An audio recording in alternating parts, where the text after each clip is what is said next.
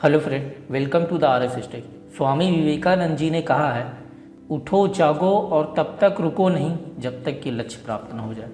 इस लाइन का अर्थ यदि कहानी से समझा जाए तो कहानी के अनुसार एक राजा अपने राज्य की प्रजा को बहुत अच्छे से देखभाल करता था। उसकी प्रजा भी राजा से बहुत ज़्यादा खुश थी। दिक्कत बस इस बात की थी कि राजा की कोई भी संतान नहीं थी। वह बूढ़ा होने लगा था। इस बात की चिंता उसे सताने लगी थी कि मेरे ना रहने के बाद इस राज्य को और इस राज्य की प्रजा को कौन संभालेगा। राजा ने अपने मंत्रियों से इस समस्या का हल पूछा और सबने मिलकर निष्कर्ष निकाला कि इसी राज्य के किसी भी व्यक्ति को राजा बना दिया जाए। प्रजा के बीच घोषणा भी कर दी गई कि कल सूर्य ढलने से पहले जो भी राजा से मिलेगा उसे इस राज्य का राजा बना दिया जाएगा। इस बात को सुनकर प्रजा बहुत ज़्यादा खुश हुई, पर सब सोचने लगे कि कल तो सभी राजा से मिलने जाएंगे, तो इतने लोग राजा कैसे बन सकते हैं। पर जो राजा थे वह निश्चिंत थे। वह अच्छे से जानते थे कि उनसे मिलने बस वही व्यक्ति आ सकता है जो व्यक्ति राजा बनने के लक्ष्य को लेकर अपने घर से निकले और रास्ते में कहीं न रुके। नेक्स्ट डे बहुत से लोग राजा बनने के लिए राजमहल की ओर चल दिए। राजा ने रास्ते में मेले का आयोजन किया था, जहाँ उन्होंने बहुत सारी चीज़ें फ्री में उपलब्ध करवाई थी जो किसी भी मनुष्य का ध्यान भटका सके। सारे लोग सोचे शाम तक राजमहल जाना है, तब तक मेले का आनंद ले लिया जाए, और वे सब अपने मनपसंद के मनोरंजन में उलझ गए। वे सब इन चीज़ों में इतना खो गए कि उनका ध्यान अपने लक्ष्य से ही हट गया।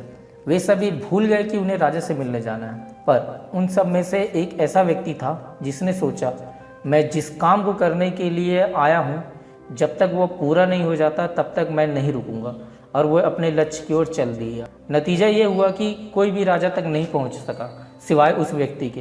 राजा ने उस व्यक्ति को राज का राजा बना दिया। इस कहानी को सुनाने के पीछे हमारा उद्देश्य यही है कि जब जिस कार्य को करने के लिए आपने सोच लिया है, तो रास्ते में कोई भी परेशानी आए, आप तब तक ना रुके जब तक कि आप अपने लक्ष्य को हासिल नहीं कर लेते। कहानी में जिस मनोरंजन के कारण लोग अपने लक्ष्य को ही भूल गए थे, इसी तरह हमारे लाइफ में भी कई ऐसे संसाधन मिलते हैं जो हमारे टाइम को बर्बाद करते हैं। हमें इन सब से बचने के लिए हमने जो भी लक्ष्य बनाया, सबसे पहले उस पर फोकस करना चाहिए, और जब तक वो कंप्लीट ना हो जाए फालतू के कामों पे बिल्कुल भी ध्यान नहीं देना चाहिए। लगातार चलते रहने से ही कोई अपने मंजिल को पा पाता है। जो नदी लगातार बहती रहती है वही अपने मंजिल तक पहुँचती है। सूर्य और चंद्रमा, हवा और धरती हमेशा चलते रहते हैं। प्रकृति का भी यही नियम है, लगातार चलते रहना। जो रुक गया समझो उसका नष्ट होना निश्चित है, इसलिए हमें कभी रुकना नहीं चाहिए। दोस्तों, जो भी हमने लक्ष्य बनाया है उसे पाने के लिए हम जब चलना स्टार्ट करते हैं तो ये इतना आसान नहीं होता। आसान होता तो दुनिया का हर इंसान आज सक्सेसफुल इंसान होता। इन सब के बीच में हमें बहुत सारी प्रॉब्लम्स का सामना करना पड़ता है। ये प्रॉब्लम हमें रोकने की कोशिश करती हैं।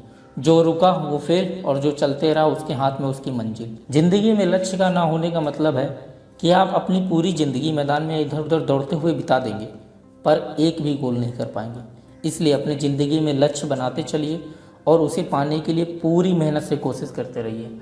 दोस्तों, आज की वीडियो में बस इतना ही। हमारे द्वारा दी गई जानकारी अगर आपको अच्छी लगी होगी तो इस वीडियो को प्लीज़ लाइक करिए, और आगे भी इसी तरह की वीडियो देखने के लिए इस चैनल को सब्सक्राइब कर लीजिए। मिलते हैं नेक्स्ट वीडियो में।